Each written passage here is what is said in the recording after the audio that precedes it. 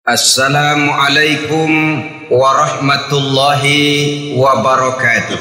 Waalaikumsalam warahmatullahi wabarakatuh. Bismillahirrahmanirrahim. Alhamdulillahi rabbil alamin. Wassalatu wassalamu ala asyrafil anbiya'i wal mursalin, imamil muttaqin, sayyidil ghurril muhajjalin, wa ala alihi wa ashabihil mujahidin at-tahirin, amma ba'du. Saudara-saudara kaum muslimin rahimakumullah, salah satu dari rukun Islam yang 5 ialah melaksanakan ibadah puasa di bulan suci Ramadan. Puasa memang merupakan syariat yang cukup tua dalam kehidupan beragama. Setiap Rasul melaksanakan ibadah puasa ini. Hanya teknis pelaksanaannya saja yang berbeda sesuai dengan situasi dan kondisi yang dihadapi oleh para Rasul itu sendiri. Puasa yang dalam bahasa Arabnya disebut dengan as-saum sama artinya dengan al-imsak, yaitu menahan diri dari sesuatu. Dalam pengertian syar'i, puasa ialah menahan diri dari segala yang membatalkan sejak fajar sampai terbenam matahari. Pada pertemuan kali ini, secara khusus kita akan membicarakan tentang puasa ini. Kita akan mulai dari yang pertama, puasa sunnah. Sebagaimana yang kita maklum, sunnah adalah satu perbuatan yang apabila kita kerjakan berpahala, tapi apabila kita tinggalkan tidak merupakan dosa. Hanya saja ia merupakan barometer dan ukuran daripada orang-orang yang cinta kepada sunnah itu sendiri. Ada banyak jenis puasa sunnah ini. Yang pertama, puasa sunnah di bulan Muharram. Rasulullah sallallahu alaihi wasallam bersabda, "Afdhalus siyami ba'da Ramadan syahrullahil Muharram, wa afdhalus salati ba'dal fariḍah salatul lail." Diriwayatkan oleh Muslim dari Abi Hurairah. Puasa yang paling utama sesudah puasa Ramadan tidak lain adalah puasa di bulan Muharram. Dan solat yang paling afdol sesudah solat yang wajib adalah solat pada sepertiga malam yang akhir. Puasa di bulan Muharram merupakan puasa sunnah dan mempunyai nilai yang sangat besar dalam pandangan Allah Subhanahu wa ta'ala. Buat mereka yang mampu melaksanakan puasa sunnah di bulan Muharram ini, boleh melaksanakannya selama 10 hari. Hari yang pertama boleh juga 3 hari saja, atau setidak-tidaknya 1 hari daripada bulan Muharram. Yang kedua, puasa 10 hari daripada bulan Zulhijjah. Karena bulan Zulhijjah ini memang termasuk bulan yang dimuliakan oleh Allah Subhanahu wa ta'ala. Pertama, di sana ada hari Tarwiyah, ada hari Arafah, ada hari Kurban, ada Talbiyah, ada pelaksanaan haji dengan segala manasiknya. Maka puasa sunnah di bulan Zulhijjah merupakan amalan yang sangat utama dan besar pahalanya dalam pandangan Allah Azza wa Jalla. Sebagian ulama menjelaskan, man shoma hazihil ayyam akramahullahu bi asyri asya'in. Siapa orang yang melaksanakan ibadah puasa sunnah pada hari-hari 10 di bulan Zulhijjah ini, Allah Subhanahu wa ta'ala akan memuliakannya dengan 10 macam perkara. Saudara, ini keuntungannya. Yang pertama, orang yang puasa di hari-hari 10 bulan Zulhijjah diberikan al-barakah fi umrihi, diberikan keberkahan pada umurnya. Setiap kita ingin memperoleh umur yang berkah. Umur yang berkah itu yang bagaimana? Apa yang jumlahnya panjang? Mungkin. Tetapi yang jelas umur yang berkah ini adalah umur yang bisa dipertanggungjawabkan di hadapan Allah Subhanahu wa taala. Artinya umur yang diisi penuh dengan kebajikan, umur yang diisi dengan segala macam kegiatan ibadah, dan umur yang dengan demikian sungguh pun kita sudah mati, jasad terkubur dalam tanah, nama kita akan tetap hidup, dikenal orang oleh karena kebajikan yang kita kerjakan. Saya kira akan lebih merupakan azab ketimbang nikmat kalau orang diberikan umur panjang tapi hanya untuk menumpuk-numpuk dosa saja. Kan lebih baik mana? Umur pendek banyak pahala, umur panjang banyak dosa. Lebih baik mana? Saya yakin yang paling baik tentu umur panjang banyak pahala. Paling sial umur pendek dosa melulu. Sudah diberikan umur pendek tidak seberapa, dosa berlipat ganda. Itu kalau orang kampung bilang tekor namanya. Rugi. Umur pendek hanya untuk menumpuk-numpuk dosa. Boleh jadi kalau umat-umat zaman dulu, saudara, mereka diberikan umur panjang. Nabi Adam, kita tahu Nabi Adam itu 2000 tahun umurnya. Nabi Nuh 950 tahun. Umatnya ya rata-rata segitu itu. Nah, kalau mereka misalnya punya umur 800 tahun, lalu 200 tahun mereka melakukan dosa, kan masih punya restan 600 tahun untuk taubat. Karena umurnya diberikan jatah panjang. Kita ini oleh Allah Subhanahu wa taala, umat Nabi Muhammad ini umurnya pendek-pendek. Kalau nyontoh Nabi 63 tahun saja. Kalau diberikan 70 tahun umur kita sekarang, itu sudah dapat jatah lebih 7 tahun. Alhamdulillah bahwa Allah memberikan saat-saat, waktu-waktu, tempat-tempat yang punya nilai istimewa, sehingga umur yang pendek ini bisa bernilai panjang, nilai ibadahnya bisa bernilai pahala seperti umat yang berumur panjang dahulu itu. Karena itu manfaatkan umur dengan baik, dan salah satu keberkahan daripada umur akan datang dengan melaksanakan ibadah puasa sunnah. Ini yang pertama. Yang kedua, az-ziyadatu fi malihi, diberikan tambahan hartanya, menjadi orang kaya. Kaya apa? Kaya hati setidak-tidaknya. Karena dengan tekun dan rajin melaksanakan ibadah puasa yang segera tertanam dalam jiwa seseorang, merasakan cukup di dalam kehidupan. Itulah dia orang yang paling kaya, orang yang hidupnya paling cukup. Kalau orang sudah merasa cukup dalam hidupnya, maka itulah dia orang yang kaya. Saudara-saudara kaum muslimin rahimakumullah, puasa sunnah memberikan tambahan harta, usahanya berkembang. Dengan demikian membawa keberkahan, hartanya makin bertambah, akan menunjang ibadahnya kepada Allah, lebih memantapkan dan membawa ketenangan dalam hidupnya. Itu termasuk berkahnya melaksanakan puasa sunnah itu. Yang ketiga, al-hifzu fi iyalihi, diberikan penjagaan, perlindungan terhadap keluarganya. Anaknya sehat, sanak famili dan handai tolannya terjaga dan terpelihara dari segala malapetaka, dari segala mara bahaya. Kesehatannya terjamin dan terpelihara.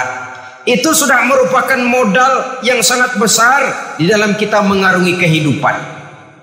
Sebab rasanya sulit untuk bahagia. Duit kita banyak sekali. Usaha kita selalu mendatangkan untung yang berlipat ganda. Tapi sebentar-sebentar anak kita sakit, yang ampek, yang korengan, yang kena musibah, ndak tak karu-karuan sakit, berobat sampai jutaan rupiah. Itu kan sudah tidak membawa kebahagiaan. Uang masuk yang begitu banyak jumlahnya habis akhirnya untuk berobat saja. Sebenarnya hitung-hitung ya seri-seri juga. Usaha berhasil, duit banyak, habis untuk berobat. Lah sama juga saudara-saudara. Jadi dengan demikian biar duit kita banyak, asal keluarga pada sehat saja udah enak bener itu. Duit banyak, ekonomi cukup, keluarga sehat, nikmat rasanya menjalani kehidupan ini. Yang kiamat sudah duit kagak barang seperak, keluarga ampek semua. Kiamat sudah. Saudara hadirin yang saya hormati, jadi yang ketiga, Allah memberikan pemeliharaan terhadap keluarganya.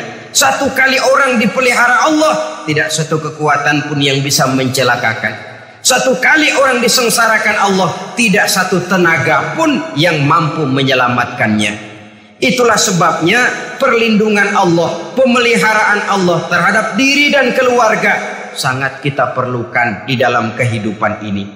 Dengan melaksanakan ibadah puasa, kita mendekatkan diri kepada Allah. Dengan dekat kepada Allah, maka Allah pun dekat kepada kita. Sehingga dalam hadis qudsi dikatakan, ta'arraf ilallahi firraha ya'rifka fi syiddah. Ingatlah kepada Allah di waktu kamu senang, agar Allah ingat kepada kamu di waktu kamu susah. Yang kita laksanakan kadang-kadang sebaliknya. Waktu susah kita ingat Allah, waktu senang kita lupa Allah. Akhirnya nanti pada waktu kita melarat, kebelangsak, susah dan sebagainya, pertolongan tidak akan datang kepada kita. Benar, ta'arraf ilallah firraha ya'rifka fi syiddah. Ingatlah kepada Allah di waktu kamu susah, ingatlah kepada Allah di waktu kamu senang, agar Allah ingat kepadamu di waktu kamu mendapat kesusahan. Umumnya watak manusia memang kalau sudah dapat susah, ingat kepada Allah waktu duduk, waktu berbaring, sambil tidur, dalam segala keadaan Allah disebutnya, Allah dimintakan pertolongannya. Tapi dikala dia berada pada posisi di atas angin, merasa senang, bahagia, Allah terlupakan. Saudara-saudara kaum muslimin, itu yang ketiga. Yang keempat, at-takfiru li sayyiatihi. Orang yang melaksanakan puasa sunnah itu diampuni segala dosa dan kesalahan yang telah dilakukannya. Dan yang kelima, at-tad'ifu li hasanatihi, diberikan balasan yang berlipat ganda dari segala kebaikan yang dikerjakannya. 1 bisa berbalas 7, 7 bisa berbalas 10, 10 masih berbalas 100, masih ditambah dengan wallahu yudha'ifu liman yasha. Allah melipat gandakan pahala orang-orang yang dikehendakinya. Maka carilah satu kebaikan yang apabila kita kerjakan, dosa akan dihapus dan nilai pahalanya menjadi berlipat ganda. 1 kali kita bekerja, 2-3 pulau bisa kita raih dan kita jangkau. Yang keenam, orang yang melaksanakan puasa sunnah di bulan Zulhijjah, at-tashil li sakarati mautihi, diberikan kemudahan pada saat menghadapi sakaratul maut. Maut a mysterious problem. Dia adalah pintu yang setiap orang pasti akan memasukinya. Bahwa mati adalah mati, itu semua kita tahu. Tapi hakikat orang pada saat menghadapi mati itu kan berbeda-beda. Ada yang matinya itu gampang sekali, persis orang tidur saja, tidak nampak gelisah, tidak bikin susah yang hidup, tidak gelimpangan di tempat tidur, persis seperti orang mau tidur saja. Ada yang sulit sekali menghadapi sakaratul maut, gelimpangan di tempat tidur, bikin bingung orang yang nunggu, kadang-kadang seperti kerbau digorok lehernya. Saudara-saudara, sulit menghadapi sakaratul maut. Oleh karena itu Rasulullah Sallallahu Alaihi Wasallam sering beliau itu kalau berdoa membaca Allahumma hawin alayya fi sakaratil maut. Ya Allah, mudahkan saya di dalam menghadapi sakaratul maut. Rasulullah saja, saudara, orang yang ibadahnya paling banyak, orang yang hatinya paling bersih, orang yang akhlaknya paling luhur, masih berdoa semacam ini, mohon dimudahkan oleh Allah agar mudah menghadapi sakaratul maut. Apalagi kita, terus terang kita ini paling-paling kelas muhtalid, bangsa sama pahala mau sama dosa doyan. Lebih perlu lagi menghadapi sakaratul maut, sehingga apabila malaikat maut datang menjemput nyawa kita, dimudahkan, jangan dibikin sulit, supaya mudah. Jadilah orang baik-baik. Wah, biasanya kalau bajingan yang mati, malaikat maut juga kali main-mainin dulu tuh orang, utak-atik, ditakut-takutin dan segala macam. Saudara hadirin yang saya hormati, maka menghadapi sakaratul maut ini merupakan kunci. Apakah seseorang bisa husnul khatimah atau bisa su'ul khatimah? Salah satu jalan untuk memudahkan diri menghadapi sakaratul maut, melaksanakan puasa sunnah di bulan Zulhijjah ini. Yang ketujuh, ad-diya'u li zulumati qabrihi, diberikan terang di alam kuburnya. Kubur, saudara tahu, saudara tentu sering lihat orang dimasukkan ke liang lahat, ditutup dengan papan, dinding ari kata kita di kampung, lalu diuruk lagi dengan tanah. Dalamnya liang lahat, gelapnya liang lahat, gelapnya diuruk dengan tanah, gelapnya di dalam kubur, tiga gelap yang menjadi satu, bapak moyangnya gelap.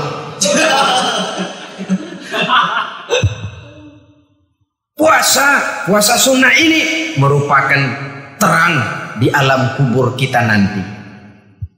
Yang kedelapan, at-tasqil limizanihi, diberikan keringanan pada timbangan di hari akhirat nanti.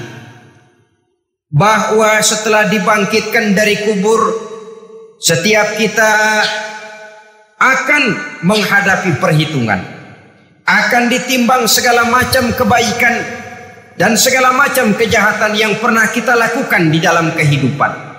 Orang yang melaksanakan ibadah puasa sunnah, at-tasqilu limizanihi, diberikan keringanan timbangan hari akhiratnya nanti. Yang kesembilan, an-najah minal bala, diberikan keselamatan dari segala macam bencana. Dan yang ke-10, as-su'ud ala darajatihi, diberikan ketinggian, naik derajatnya, derajat di dunia, lebih-lebih lagi derajat di akhirat nanti. Ini keutamaan yang diberikan Allah Subhanahu wa ta'ala kepada mereka yang melaksanakan ibadah puasa 10 hari di bulan Zulhijjah menurut penjelasan sebagian dari para ulama kita. Jadi setelah puasa Muharram ada lagi puasa Zulhijjah. Kemudian puasa sunnah yang ketiga, puasa sunnah pada hari Senin dan hari Kamis. Apa sumber hukumnya?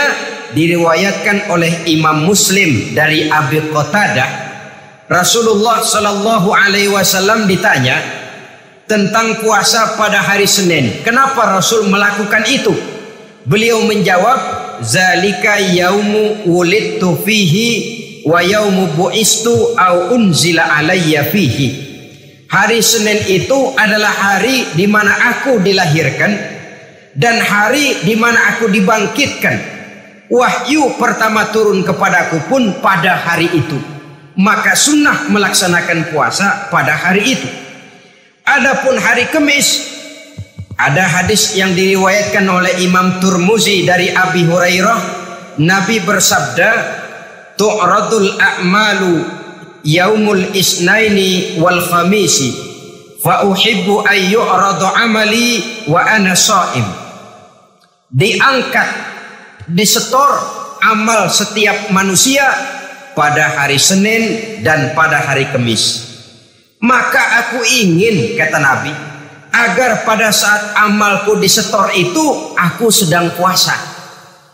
Jadi malaikat itu menurut riwayat ini mencatat dan menyetorkan catatan amalan seseorang pada hari Senin, pada hari Kamis. Tiap hari Senin amalan kita disetor oleh malaikat. Catatan terakhir tentu yang sedang kita kerjakan. Sehingga yang masuk daftar, saya tinggalkan orang ini, dia sedang puasa. Karena naik catatan amalnya pada hari Senin. Kamis diangkat lagi, catatan paling akhir, saya tinggalkan orang ini, dia sedang puasa. Itu makna fa uhibbu ayyurada amali wa ana shaim. Aku senang kalau pada saat amalku disetor, catatan paling akhir aku lagi puasa. Satu keistimewaan. Alangkah celaka tiap amalan disetor kita sedang berbuat jahat. Senin, Kemis, teler, mabuk, judi. Tiap amalan disetor, catatan akhirnya saya tinggalkan si fulan lagi teler. Laporan Senin. Kemis laporan lagi, saya tinggalkan si fulan lagi mirit kartu. Saudara hadirin yang saya muliakan, alangkah jeleknya catatan kita. Oleh karena itu sunnah puasa pada hari Senin dan hari Kemis. Ini amalan sunnah saudara-saudara. Dan oleh karena ini amalan sunnah, sebagian ulama memberikan penjelasan, walaupun lupa niat, kalau sudah malam itu lupa niat, boleh niatnya sudah siang puasa sunnah ini. Dengan catatan dari pagi belum makan apa-apa. Malam saudara lupa, tahu-tahu ingat ini hari Senin, ini hari Senin.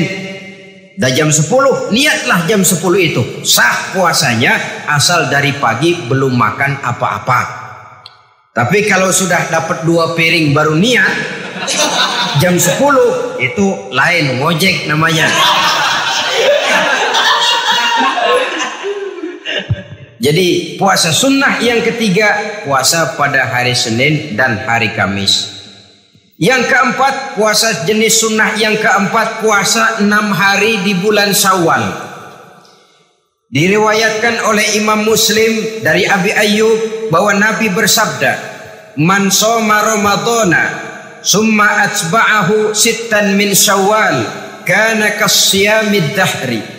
Barang siapa yang berpuasa di bulan Ramadan, kemudian diikutinya dengan 6 hari di bulan Syawal, maka dia seolah-olah seperti orang yang berpuasa 1 abad lamanya.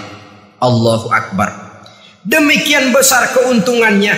6 hari di bulan Syawal sama dengan orang yang berpuasa 1 abad lamanya. Ini fadailul a'mal saudara-saudara. Jangan diartikan karena menang sudah puasa 6 hari bulan Syawal, Ramadan tahun depannya lantas nggak puasa. Kenapa? Ukurannya sudah 1 abad. Bukan itu pengertiannya. Ini mendorong orang memberikan ganjaran pahala yang sedemikian besar. 6 hari setelah Ramadan, artinya di bulan Syawal. Tidak pada hari pertama Syawal karena haram hukumnya berpuasa pada hari fitri itu. 6 hari di bulan Syawal. Tinggal lihat yang mampunya saja. Boleh berurutan, boleh tidak berselang-seling, boleh. Asal saja jumlahnya 6 hari selama masih bulan Syawal itu. Hari ini 3 hari lagi, 4 hari lagi, diselang-seling atau berurutan, itu juga lebih baik. Puasa sunnah 6 hari daripada bulan Syawal. Kemudian yang kelima, puasa sunnah 3 hari pada setiap bulan. 3 hari pada setiap bulan. Diriwayatkan oleh Imam Bukhari dan Muslim dari Abi Hurairah. Abi Hurairah bercerita, "Ausani khalili sallallahu alaihi wasallam bisalasin." Kekasih saya Rasulullah berwasiat kepada saya, memesankan benar-benar kepada saya untuk melaksanakan 3 amalan yang terpuji. Pertama, siyamu salasati ayyamin min kulli syahrin. Puasa 3 hari dalam setiap bulan. Ini wasiat yang pertama. 3 hari pada setiap bulan. Tidak peduli bulan apa saja. Dalam artian ya bulan menurut perhitungan Islam ya. Muharram, Safar, Rabiul Awal, Rabiul Tsani, Jumadal Ula, Jumadil Akhir, Rajab, Sya'ban, Ramadan, Syawal, Zulqa'dah, Zulhijjah dan selanjutnya. 3 hari pada setiap bulan. Tanggalnya tanggal berapa saja? lebih utama pada yang disebut Yaumul Bil, yaitu hari-hari di mana bulan menunjukkan purnama. Tanggal 13, tanggal 14, dan tanggal 15 pada setiap bulannya itu disunahkan melaksanakan puasa. Itu wasiat pertama, puasa 3 hari pada setiap bulan. Wasiat yang kedua, warok'atai duha, melaksanakan sholat duha sekurang-kurangnya 2 rakaat. Itu wasiat yang dipesankan benar kepada saya, kata Abi Hurairah. Pertama, puasa 3 hari pada setiap bulan. Yang kedua, usahakan jangan meninggalkan 2 rakaat minimal daripada sembahyang duha. Kita tahu sembahyang duha itu sembahyang sunnah di waktu pagi seketika matahari naik sepenggalahan. Sekurang-kurangnya 2 rakaat, sebanyak-banyaknya 8 rakaat.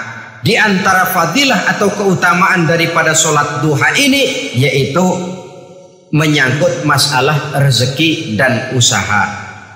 Kemudian wasiat yang ketiga, wa an utira qabla an anama. Beliau sangat berwasiat kepada saya untuk sholat witir sebelum tidur. Artinya sholat malam sebagai amalan sunnah di dalam kehidupan kita.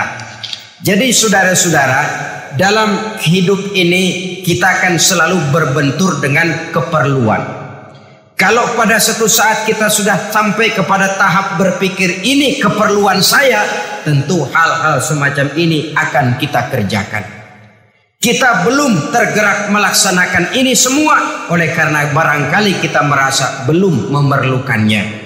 Karena itu marilah kita berusaha di samping melaksanakan puasa yang wajib juga melaksanakan puasa yang sunnah di dalam kehidupan kita. Ini jenis puasa-puasa yang sunnah. Kemudian yang kedua, ada macam puasa yang disebut puasa nazar.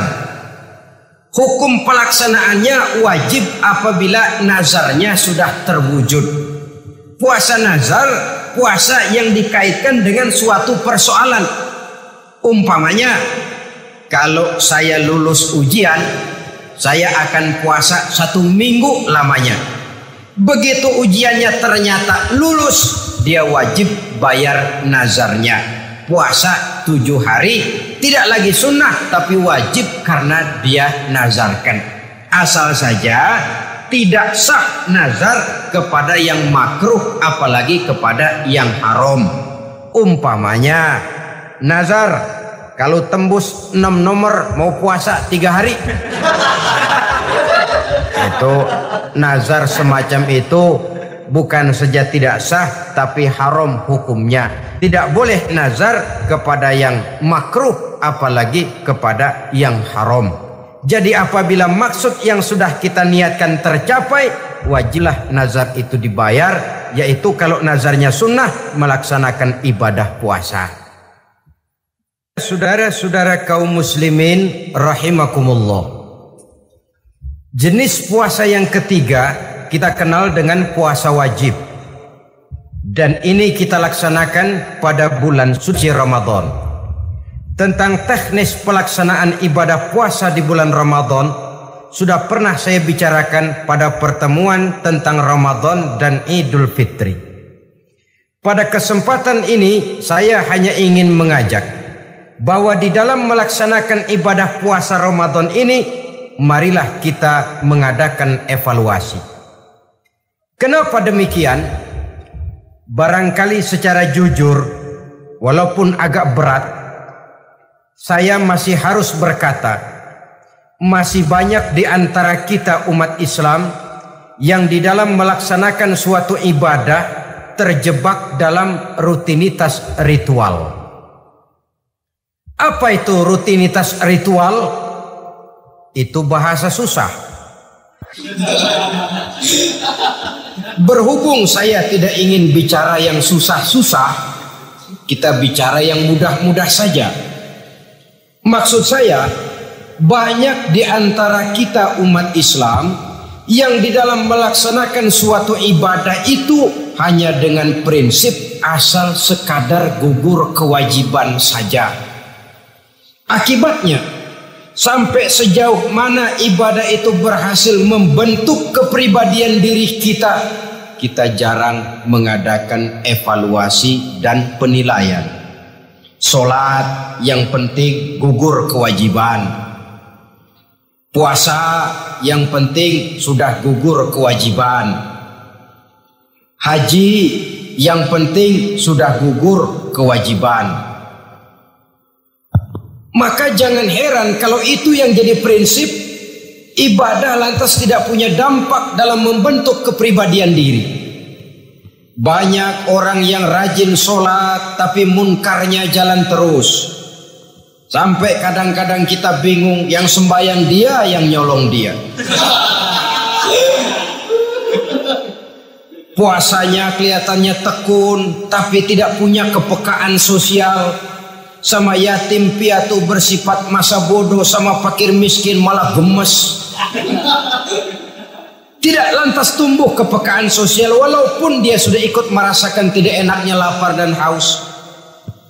Ada juga yang sudah haji 4-5 kali mondar-mandir Jakarta Mekah, tapi gaya hidupnya tetap seperti katak di kolong tempurung, picik, sempit pandangan, dangkal hati, tidak terbuka walaupun sudah melihat Islam dalam skala internasional. Yang dia lihat, yang dia saksikan, yang dia pandang tidak sanggup menggugah dan mengubah jiwanya, tidak bisa mewarnai pandangan hidupnya. Inilah akibatnya kalau ibadah hanya dikerjakan dengan prinsip asal sekadar gugur kewajiban. Hasilnya yaitu tadi, hajinya cuma menang topi putih sama serban. Sholatnya cuma prinsip asal gugur kewajiban. Begitu juga puasanya, begitu juga zakatnya dan ibadah-ibadah lainnya. Bukan tanpa satu maksud, jikalau Allah Subhanahu wa ta'ala memerintahkan kita melaksanakan ibadah puasa di bulan suci Ramadan. Bahkan maksud itu sangat jelas nampak pada penghujung ayat yang memerintahkan kita puasa. Ya ayyuhallazina amanu kutiba alaikumus syiyam kama kutiba alal ladzina min qablikum la'allakum tattaqun. Hai orang-orang yang beriman, diwajibkan atas kamu berpuasa sebagaimana telah diwajibkan juga kepada orang-orang yang sebelum kamu, la'allakum tattaqun, agar kamu dengan puasa itu menjadi manusia yang bertakwa kepada Allah Subhanahu wa ta'ala. Dengan kata lain, berhasil atau tidak puasa Ramadan kita ini akan nampak takwa kita meningkat atau tidak setelah kita melaksanakan ibadah puasa. Sehingga kalau orang mengatakan Ramadan itu merupakan month of training, bulan latihan, keluar latihan tentu harus semakin naik dan baik gaya kehidupan kita. Jadi tujuan utama daripada pelaksanaan ibadah puasa adalah untuk membentuk manusia yang bertakwa. Nah, takwa itu kata Imam Qusairi hurufnya ada 4. Ta, qaf, wawu, ya. Masing-masing huruf ini merupakan simbol dari pribadi orang yang bertakwa yang dibina dan dibentuk oleh pelaksanaan puasanya. Mari kita lihat. Huruf ta adalah lambang dari sifat tawadhu, rendah hati. Orang yang bertakwa, orang yang tidak mempunyai sifat sombong. Puasa menanamkan kita kesadaran terhadap kelemahan, terhadap keterbatasan, terhadap segala ketidakmampuan yang kita miliki. Ya Allah, baru sehari nggak kena makan, nggak kena minum, sudah begini lemesnya. Puasa memang kalau pagi orang masih sehat, masih terdorong oleh sahur, siang masih lumayan, tapi zuhur ke atas biasanya mulai sikap lemah manusiawi, keterbatasan kekuatan biologis itu mulai nampak. Dari sini tanam satu kesadaran. Kalau begitu apa yang mau disombongkan di hadapan Allah? Kaya, siapa sih orang paling kaya? Ilmu, siapa sih orang paling pintar? Pangkat, siapa sih orang paling tinggi jabatannya? Dari sifat semacam ini lahir introspeksi, rasa mawas diri, timbul sifat tawaduknya, rendah hatinya, tidak melonjak menjadi angkuh dan sombong lantaran sedikit kemampuan dan kekuatan yang dimilikinya. Lalu untuk sikap yang lebih jauh, terwujudlah, terbentuklah apa yang dinamakan stabilitas temperatur batin. Orang tetap konstan menjaga nilai-nilai idealisme yang pernah dimilikinya. Dia mulai dengan adil, dia berjalan tetap dengan keadilan, dan dia berakhir juga tetap dalam keadilan. Jangan mulainya adil, tengahnya setengah adil, di akhirnya malah zolim sama sekali. Ini tidak punya stabilitas temperatur batin. Kan banyak orang begitu toh. Mulanya benar, belakangan mau benar sendiri. Mulanya sudah rela berkorban buat kepentingan orang banyak, belakangan malah selalu mengorbankan kepentingan orang banyak. Waktu di bawah rajin baca ayat kursi, dapat kursi lupa ayat.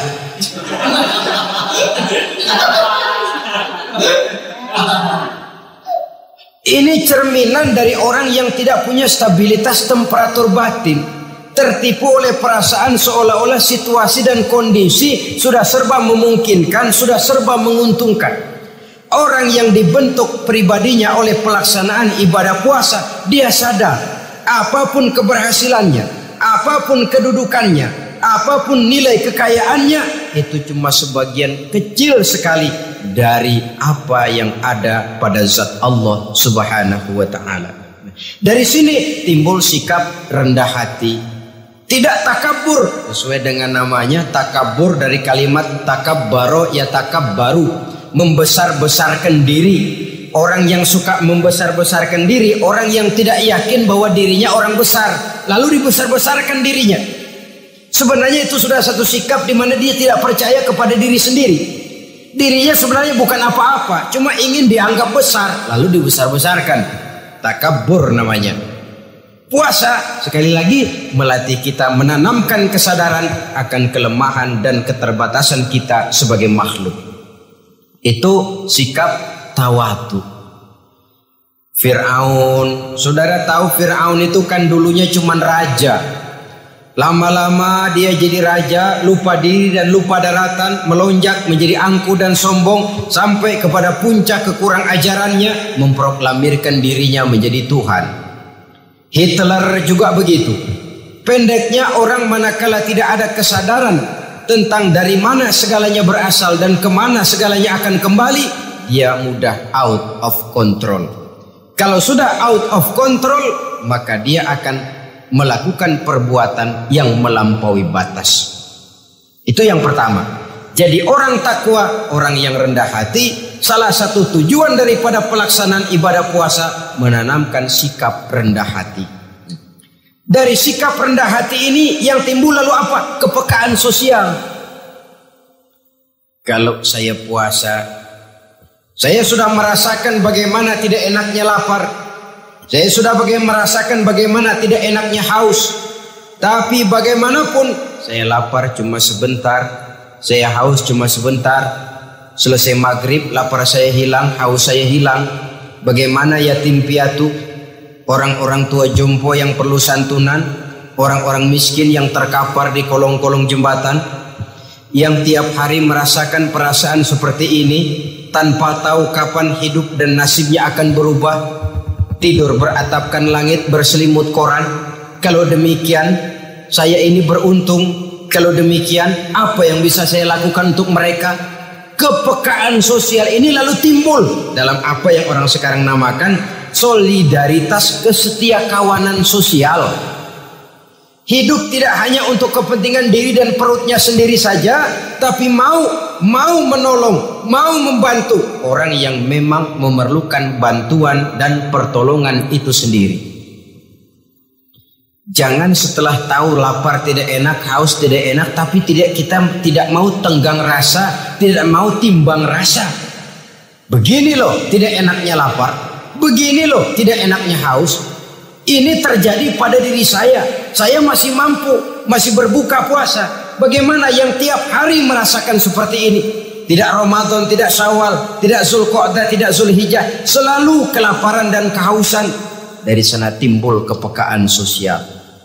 Lalu lahirlah sikap pemurah, dermawan, mau menoleh ke kiri dan ke kanan. Bahkan Al-Quran itu sampai mengancam betul. Ara'aital ladzi yukadzibu bid-din fadzalika allazi yad'ul yatim wa la yahuddu ala ta'amil miskin. Tahukah kamu siapa orang yang mendustakan agama? Beragama tapi mendustakan agama. Islam katanya tapi mendustakan Islam. Solat dia tapi mendustakan solat. Puasa dia tapi mendustakan puasa. Siapa mereka itu? Fadzalikal ladzi yad'ul yatim. Merekalah orang-orang yang meninggalkan anak-anak yatim. Wala yahuddu ala ta'amil miskin, dan tidak pernah memberi pertolongan, tidak memerintahkan memberi makan kepada fakir miskin. Walaupun dia berada pada posisi dan kondisi yang memang dia mampu. Nah, kalau dia tidak mampu itu lain soal. Dia mampu, dia tahu dan dia diam saja. Itu termasuk yukadzibu biddin, orang-orang yang mendustakan agama. Berlindung kita kepada Allah, jangan sampai termasuk ke dalam kelompok itu. Yang kedua saudara, huruf takwa itu qaf. Qaf adalah lambang dari sifat qanaah. Qanaah artinya merasa cukup. Puasa melatih kita untuk bersikap cukup dalam hidup. Kalau kita perturutkan menjelang saat berbuka, menunggu waktu berbuka, istilah orang di Jawa Barat ngabuburit katanya. Kita menunggu saat berbuka, segalanya saja ingin kita beli, segalanya saja ingin kita minum, semuanya saja ingin kita makan. Sebab nafsu sudah begitu rupa, perut sudah sedemikian lapar, kerongkongan sudah sedemikian haus, rasanya semuanya saja ingin kita telan. Tapi tahukah kita bahwa setelah maghrib berbunyi, berapa banyak yang kita makan? Berapa banyak yang kita minum? Sesuaikah dengan keinginan kita tadi siang? Tadi siang semuanya ingin kita makan, tadi siang semuanya ingin kita minum. Setelah berbuka, berapa banyak yang kita makan, berapa banyak yang kita minum? Itulah kehidupan. Segalanya ingin kita kuasai, segalanya ingin kita punyai, tapi berapa sih yang benar-benar kita perlukan? Maka orang kaya hakikatnya adalah orang yang hidupnya cukup. Orang miskin hakikatnya adalah orang yang selalu merasa kurang. Bagaimanapun besar rumah kita, banyak uang kita, berpuluh kendaraan kita, kalau hidup selalu merasa kurang, itu artinya kita masih miskin. Maka jikalau ingin menjadi orang kaya, kuncinya hakikatnya cuma satu, hati kita merasa cukup dengan yang diberikan Allah, bersyukur atas segala nikmatnya, dan dengan syukur itu, nikmat itu akan ditambah oleh Allah Subhanahu wa ta'ala.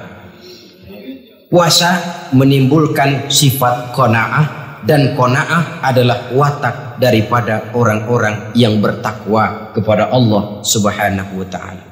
Bukankah manusia di dalam berhadapan dengan harta persis seperti orang minum air laut?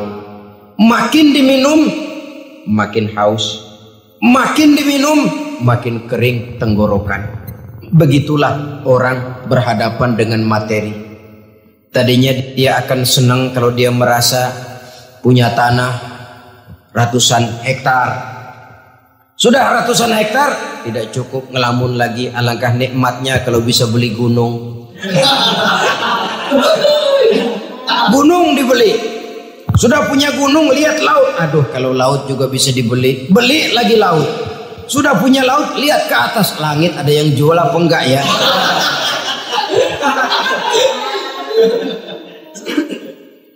Seperti orang berhadapan dengan air laut yang makin diminum makin membuat kita haus dan makin kering tenggorokan ini.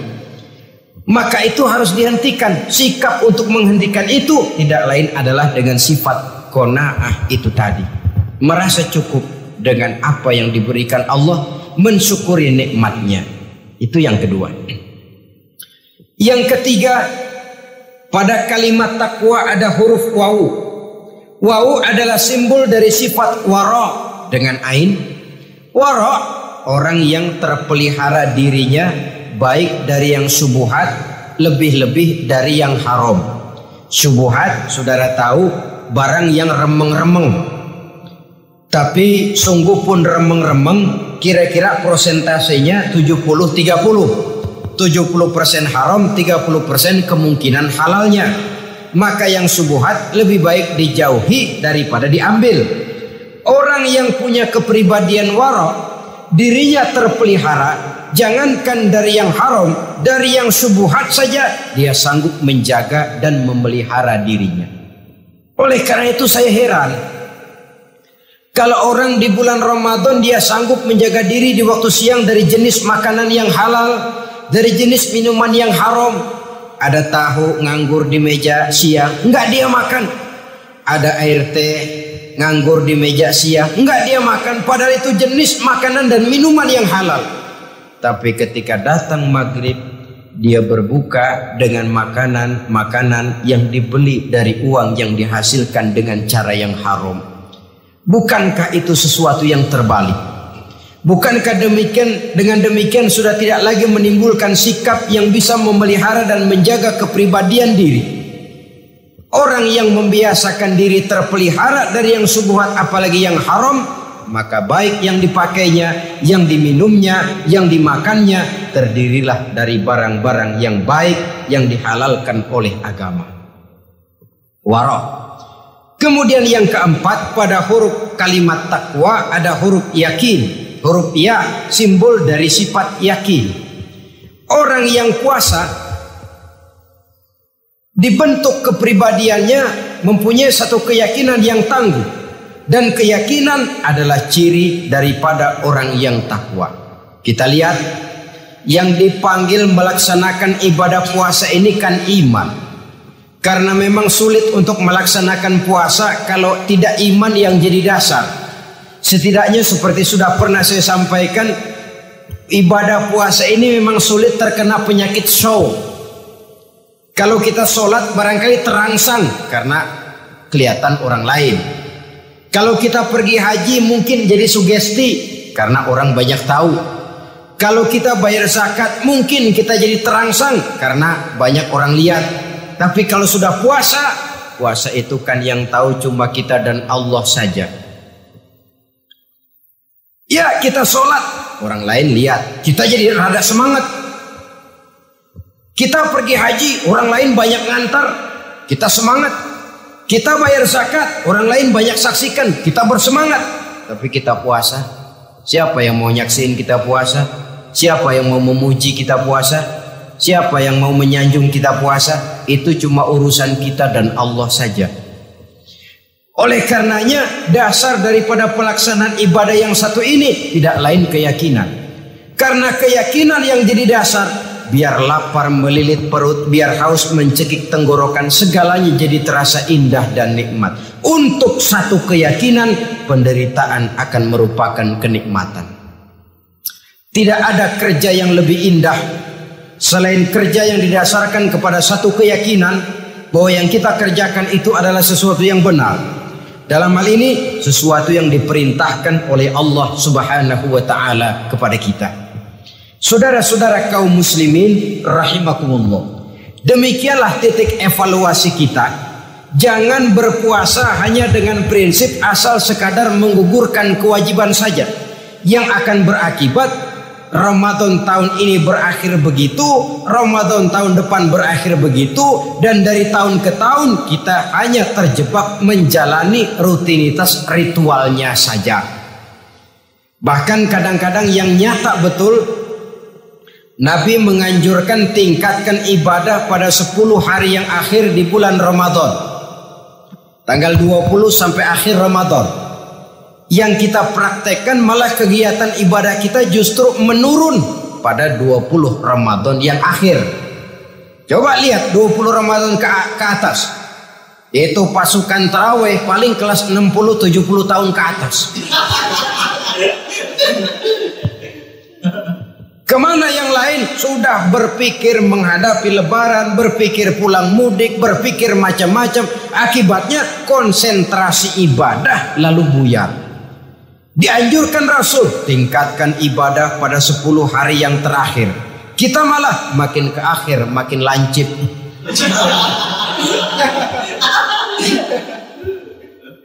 Saudara-saudara kaum muslimin rahimakumullah, kita terjebak oleh sesuatu yang sementara, oleh sesuatu yang bersifat kulit, lalu meninggalkan isinya. Padahal jikalau kita tidak mengisi Ramadan dengan kegiatan ibadah, berarti kita tidak keluar dari Ramadan dengan jiwa yang baru, yang sudah ditempa oleh pengalaman ibadah di bulan Ramadan. Artinya kita tidak kembali kepada fitrah, kesucian seperti saat kita dilahirkan. Lalu kalau kita tidak kembali kepada fitrah, apa yang mau kita rayakan pada Idul Fitri itu? Di mana letak kegembiraan kita? Di mana letak kebahagiaan hati? Kembalikah kita kepada fitrah? Tidak. Benarkah puasa yang kita kerjakan? Kelihatannya juga tidak. Adakah dampak dari pelaksanaan ibadah dalam pribadi kita? Tidak. Kadang-kadang Ramadan selesai malah teriak merdeka. Kalau tadinya Ramadan dia merasa terhalang, mau keluar siang, mau makan siang, bulan puasa, mau minum siang, bulan puasa, mau gandengan, bulan puasa. Ramadan selesai, kibarin bendera, teriak merdeka. Lalu kembali merajalela. Saudara-saudara, dampaknya tidak akan kelihatan. Padahal puasa yang baik, la'allakum tattaqun, membentuk manusia yang bertakwa kepada Allah Azza wa Jalla. Nah, sekarang apa kemudahan dan keistimewaan yang akan diberikan Allah kepada mereka yang sampai kepada tingkat takwa ini? Al-Quran menjelaskan, pertama, wa may yattaqillaha yaj'al lahu makhraja. Barang siapa yang bertakwa kepada Allah Subhanahu wa taala, maka dia akan diberikan makhraja. Makhraja itu jalan keluar dari segala macam kesulitan. Jalan keluarnya ada saja. Menurut ukuran kemampuan dia tidak mungkin, mustahil, tidak bisa, mana mungkin. Tapi pada waktunya ada saja jalan keluarnya. Termasuk jenis yang yaj'allahu makhraja. Orang yang bertakwa kepada Allah selalu diberikan jalan keluar dari segala kesulitan yang dihadapinya. Siapa sih orangnya yang tidak pernah sulit dalam hidup ini? Siapa orang yang tidak pernah mengalami kesulitan? Tapi kadang orang menilai, itu kelihatannya hidupnya enak aja ya, kayaknya gak pernah mengalami kesulitan. Sebenarnya bukan tidak pernah mengalami kesulitan, Allah selalu memberikan jalan keluar dari segala kesulitan yang dihadapinya. Lah kalau Allah yang memberikan jalan keluar, tentu sangat mudah sekali. Orang yang bertakwa diberikan jalan keluar dari segala macam kesulitan. Satu. Yang kedua, wa yarzuqhu min haitsu la yahtasib. Dia akan diberikan rezeki oleh Allah dengan jalan yang tidak disangka-sangka. Rezekinya datang dengan cara yang tidak disangka-sangka. Gajinya mungkin kecil, tapi penghasilannya gede. Kan itu yang penting. Gaji dengan penghasilan kan lain tuh. Boleh jadi gaji kecil, asal penghasilan gede, kan nikmat hidup itu. Nah, penghasilan ini ada yang bisa kita perkirakan. Bisa kita perkirakan. Misalnya gaji itu tadi. Kalau saya kerja, gaji saya begini. Ada rezeki yang masuk jenis min haitsu la yahtasib. Tidak kita sangka-sangka. Tidak kita duga-duga. Tahu-tahu ada saja rezeki. Datang orang, bawa persoalan yang mendatangkan hasil.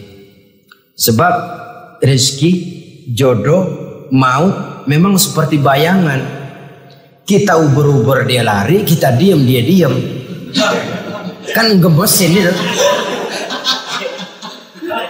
Bayang-bayang itu begitu, kita kejar dia lari. Rezeki juga begitu. Kita diam dia diam. Setengah mati yang namanya rezeki kita cari, kita uber, ngobek sampai ratusan bohong kita kerjain.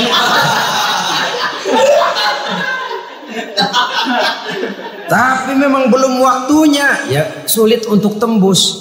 Tapi kadang-kadang giliran kita nongkrong di rumah, datang orang bawain rezeki. Itulah yang namanya rezeki. Tapi ini untuk orang yang bertakwa. Kalau tidak punya kredibilitas takwa, jangan lalu pakai ayat ini. Diberikan Allah dengan rezeki dengan jalan yang tidak disangka. Kan ada ayatnya dah. Kita mah manteng aja di rumah dah. Ntar juga tuh rezeki datang. Ini fasilitas yang diberikan kepada orang yang wa may yattaqillah, bertakwa kepada Allah, yarzuqhu min haitsu la yahtasib, diberikan rezeki dengan cara yang tidak disangka-sangkanya. Maka kadar ketakwaan jangan membuat kita buruk sangka. Tuh orang ya nggak kemana-mana, duitnya ada aja. Kalau dia takwa, Allah berikan jalan keluar. Jangan lantas ngelihat kiai orangnya ahli ibadah, ilmunya tinggi, akhlaknya luar biasa, takwanya tinggi, rezekinya lancar. Lalu husnuzon nih kiai nggak kemana-mana, duitnya banyak, miara tuyul kali ini. Itu termasuk jaminan Allah yang masuk kategori min haitsu la yahtasib. Yang ketiga, yaj'al lahu min amrihi yusra, dimudahkan segala urusannya. Dimudahkan segala urusannya. Kemudian yang keempat, yukaffir anhu sayyiatihi wa yu'azzim lahu ajra, diampuni segala kesalahannya dan dibesarkan pahala kebaikan yang dikerjakannya.